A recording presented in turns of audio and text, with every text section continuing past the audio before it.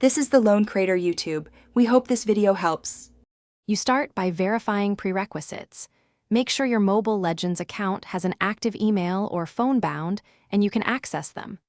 Once done, update the app to the latest version and clear the cache to remove stale lock data. You should also gather device details and recent login timestamps. This speeds verification.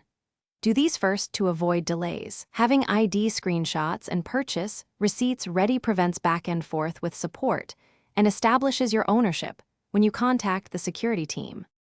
You now perform the detailed recovery. Open the in-game support or the official account recovery page. Fill the form with your UID, recent match ID, device model, and the time and region of last successful login. These details prove continuity.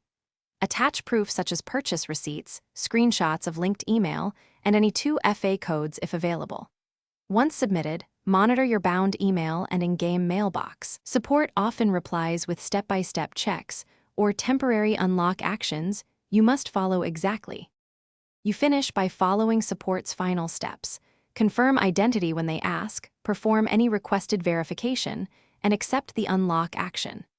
After access is restored, immediately reset your password, rebind email or phone, and enable two-factor authentication to prevent recurrence.